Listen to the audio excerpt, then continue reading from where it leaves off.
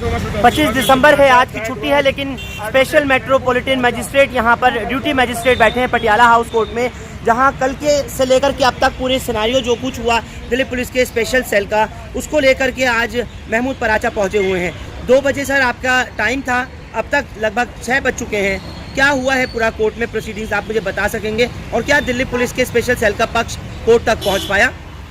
ये अदालतों के पास बहुत सारा काम होता है, इसी वजह से जो पुलिस है दूसरे सरकारी अधिकारी हैं उसका नाजायज़ फ़ायदा उठा रहे हैं। तो अभी हमारी हियरिंग चल रही है। आज की जो हियरिंग है हमारी बुनियादी तौर पे एक चीज़ के लिए है कि कल जो पुलिस के ऑफिसर्स वहाँ आए थे वो चीटिंग फोर्जरी भी की, जो आईओ नहीं थे वो अपने आप को आईओ पोस्ट कर रहे थे, बहुत सारे क्रिमिनल ऑफेंसेस उन्होंने कल किए हुए थे।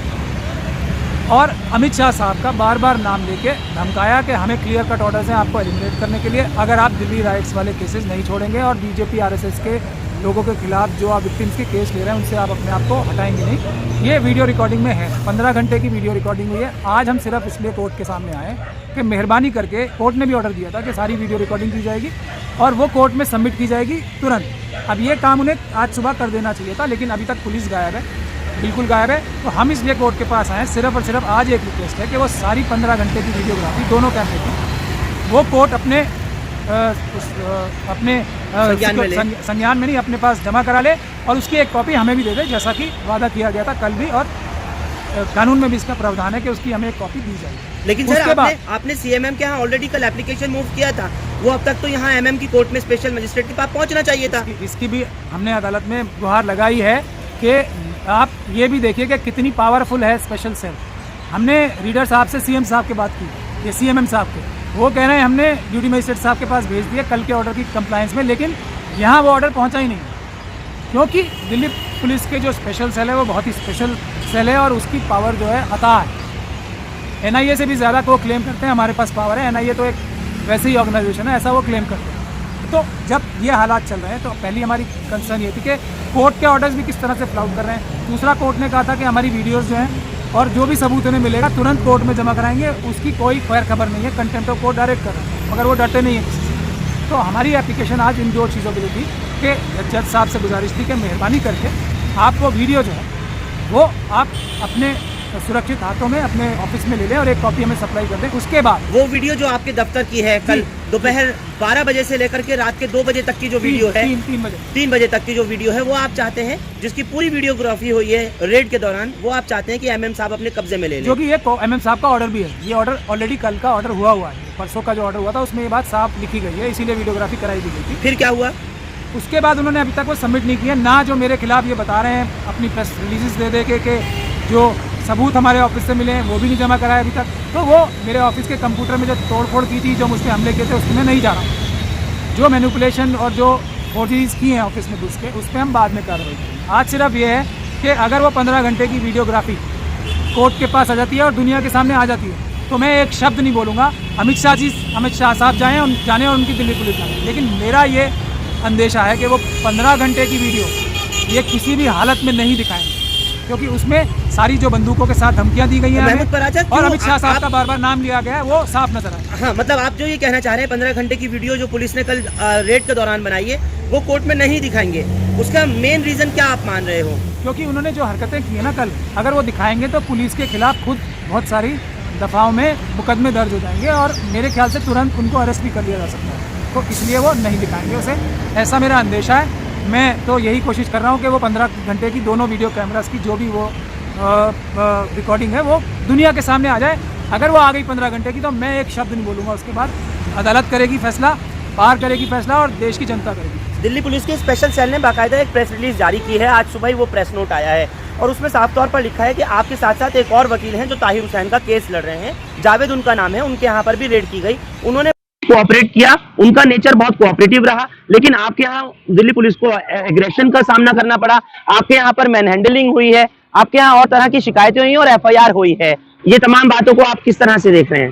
देखिए, किसी और वकील साहब ने क्या उचित समझा, लेकिन मैंने जो भी किया कानून के दायरे में किया, और जो कानून कहता है कि मैं किसी भी अपने क्लाइंट की कोई चीज़ नहीं दे सकता, चाहे वो कोई भी पुलिस का ऑफिसर हो या नहीं हो, वो मैंने फॉलो किया है, वो कानून की डायरेक्शन है। मैं एक लॉयर हूँ और मैं अम्बेडकर, तो मैं भारत के संविधान और कानून को अक्षरता पालन करता हूँ, हुर्फ बा हुर्फ पालन उस पर अमल करता हूँ। तो मैंने कोई भी गलत काम नहीं किया है। और दूध का दूध पानी होने के लिए उन वकील साहब ने क्या किया, आप उनसे पूछिए। मैंने क्या किया नहीं, उसके आपके लिए कहा गया है, आप पर आरोप यही दिया है पुलिस ने बाकायदा उसमें लिख करके कि आपके यहाँ पर धक्का मुक्की हुई है, बदतमीजी हुई है, एब्यूजिव लैंग्वेज यूज़ किया है आपके स्टाफ ने। उसको लेकर के शिकायत थाने निजामुद्दीन में दिया गया है और FIR तक दर्ज करने की बात सामने आ गई है। FIR दर्ज करेंगे, वो कर चुके हैं FIR दर्ज। मुझे मैसेज आ चुका है कि एक कर दी है, मुझे तो मैसेज आ रहे हैं ना डेली बेसिस पे। एक तो कर दी मिस्टर प्राचा, 99 बाकी हैं। ये मैसेजेस दिल्ली पुलिस की तरफ से मुझे आ रहे हैं। और हमने जो पहले कंप्लेंट की थी उस पर बोल रहे हैं कभी FIR नहीं होगी, आप कुछ भी जोर लगा लो, हमें कहाँ से आदेश है आप जानते हो। ये मुझे मैसेज आ चुका है। पर मैं क्या कह रहा हूँ, मैं झूठ बोल सकता हूँ, आप झूठ बोल सकते हैं, दिल्ली पुलिस सच बोल सकती है, एकदम सभी सच बोलती है, वो तो कभी झूठ बोल ही नहीं सकती। कमिश्नर साहब भी एकदम हमेशा सच बोलते हैं। लेकिन वीडियो जो होगी उसको बुला लेना, फिर नज़र आ जाएगा क्यों वीडियो लेके नहीं आए। फिर आज वो अगर मेरी सारी जो हमारे ऑफिस में बता रहे हैं हमने ऐसे कार्य किए थे, तो वीडियो जमा करा दें, नज़र आ जाएगा। वीडियो कौन नहीं जमा करा रहा, जिसने कोई गलती की होगी। वीडियो कौन मांग रहा है, जो दुनिया को वो दिखाना चाहता है कि ऑफिस में क्या हुआ। वीडियो कौन छुपा रहा है, जो दुनिया से ये छुपाना चाहता है कि ऑफिस में क्या हुआ। इसमें कोई बहुत मुश्किल नहीं है सोचने में। महमूद पाशा, इस बात की जड़ क्या है, आप दर्शकों को आसान शब्दों में बताएं कि आपके यहाँ रेड क्यों हुई। और एक बात, दूसरी बात ये कि आपसे चाहते क्या है कि आप क्या करें और क्या ना करें। मैंने बताया तो अभी, चाहते ये हैं कि जो दिल्ली दंगों में हम लोगों के ऑफिस से कंप्लेंट्स पे लोगों की 2 दर्जन से ज़्यादा RSS के और BJP के ऑफिस बेयरर्स अरेस्ट हुए हैं, मर्डर के केस तक। तो वो केसेस को मैं परस्यू करना बंद कर दूँ, नहीं तो मुझे मार दिया जाएगा। ये सीधा मैसेज है। तो मैं मरने के लिए तैयार हूँ। और मैं मजलूमों को, वकील का काम क्या होता है, हमारी ड्यूटी है जो दूसरों की आवाज़ हमें बनना।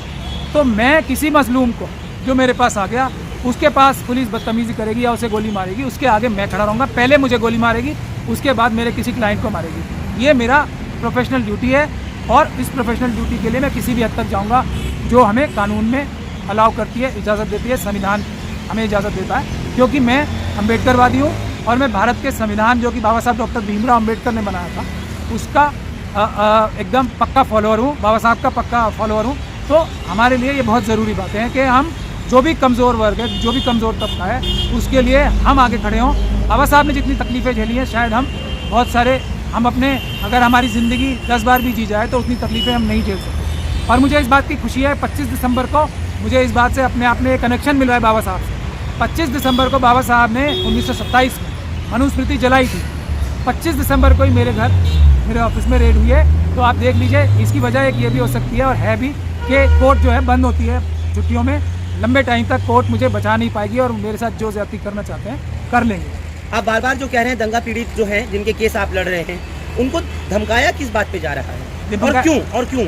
एक चीज ये भी है जो बहुत क्लियर जानी चाहिए, धमकाया क्या रही है पुलिस स्पेशल इस बात पे जा रहा है कि तार सीधे हाईएस्ट लेवल तक जा रहे हैं, पॉलिटिकल लीडरशिप तक, होम मिनिस्ट्री की। एक के बाद एक RSS का व्यक्ति अरेस्ट हो रहा है, उसके खिलाफ FIR के ऑर्डर्स हम कोर्ट से करा रहे हैं। तो जब ये होगा तो अल्टीमेटली बात तो जाएगी ना जहाँ तक रूट है। तो उसको रोकने के लिए ये सब जो कार्रवाई हो रही है, उस चीज़ को रोकने के लिए हो रही है। जो विक्टिम्स हैं, एक के बाद एक विक्टिम को ना सिर्फ धमकाया जा रहा है बल्कि धमकियों पे अमल भी किया जा रहा है। मैं आपको दर्जनों केसेस दे दूंगा जो मेरे क्लाइंट्स को बोला गया कि एक तो आप ये केसेस विड्रॉ कर लो, नहीं तो आपको मार दिया जाएगा, आपको उल्टे मुकदमों में फंसा दिया जाएगा और आप जिंदगी भर, आप और आपका परिवार। कोई एक दो केस आप बता सकें? मैं जैसे किसी की कोई फादर की या मदर की डेथ हुई है दंगे में, जैसे एक सलमानी साहब हैं, उनके मदर की डेथ हुई है, उनके पास वीडियो हैं RSS के वर्कर्स की। पुलिस क्या कह रही है पुलिस कि आप ये केस विड्रॉ कर लो। और इनके जो MLA साहब हैं वहाँ का और जो BJP के जो MLA हैं उनका नाम लेना बंद कर दो और विड्रॉ कर लो उनका नाम जो आपने दिया अब तक, क्योंकि हम वो चार्जशीट में भी नहीं लिखेंगे, नहीं तो हम आपके ऊपर उल्टा केस बना देंगे। जिनकी माता जी को जिंदा जला दिया गया, उनसे ये बात करिए पुलिस। इससे ज़्यादा बड़ा सबूत क्या होगा कि 23 तारीख को कपिल मिश्रा साहब के साथ DCP साहब खुद आए ना सिर्फ दुनिया के सामने क्या बात है, सिर्फ कि उन्होंने एक भड़काऊ भाषण दिया। हमने क्या अदालतों के सामने पेश कर रहा है कि कपिल मिश्रा साहब ने बंदूक लेकर, उनके साथ बंदूकधारी लोग थे और ये 23 तारीख की कंप्लेंट है रात की, 23 फरवरी 2020 की, जिस दिन वो कर रहे थे कार्य। तो हमारे पास क्या सबूत पेश कर रहे हैं हम अदालत में कि वो और रागनी जो तिवारी जी हैं, जिसमें आपने एक बहुत अच्छा उनका वीडियो भी जारी किया है, हम सब देख के उससे बहुत फ़ायदा उठाएंगे कोर्ट में भी। तो उन्होंने बंदूकें लेके लोगों, मुस्लिम घरों पे बम फेंके, पेट्रोल बम फेंके, बंदूकों से गोलियां चलाई।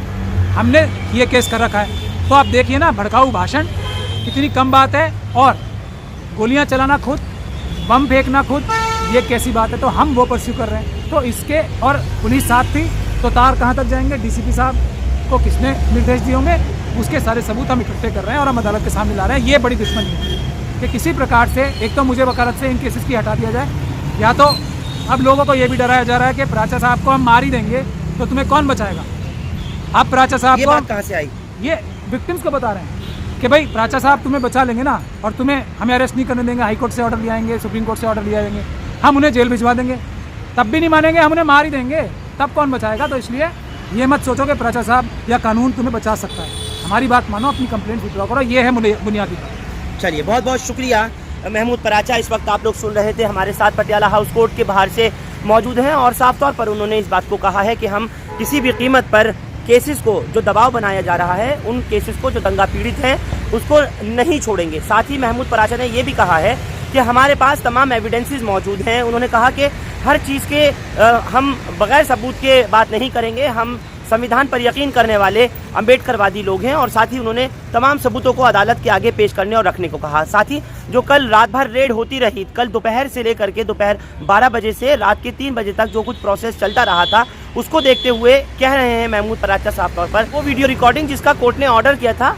वो पेश की जानी चाहिए अदालत के सामने। 15 घंटे लगातार जो कल जांच पड़ताल चलती रही थी स्पेशल सेल की, उसको उन्होंने कहा कि आज स्पेशल सेल का कोई भी ऑफिसर या उनकी तरफ से कोई भी पक्षकार यहाँ तक नहीं पहुँचा पटियाला हाउस में। लिहाजा स्पेशल एमएम की कोर्ट में आकर के इन्होंने अर्जी दी है और अब देखना यही होगा कि वो तमाम जो इल्ज़ामात जो बयानात ये दे रहे हैं और जो एक तरफ और जो दूसरी तरफ स्पेशल सेल की तरफ से रिलीज़ जारी की गई है, उसमें जो तथ्य हैं उन सबको अब अदालत किस तरीके से देखेगी।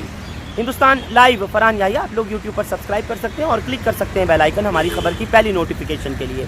फेसबुक पर हमारा page Hindustan Live Farhan Yahya follow और लाइक कर सकते हैं। बहुत बहुत शुक्रिया साथ जुड़ने के लिए। Thank you for now.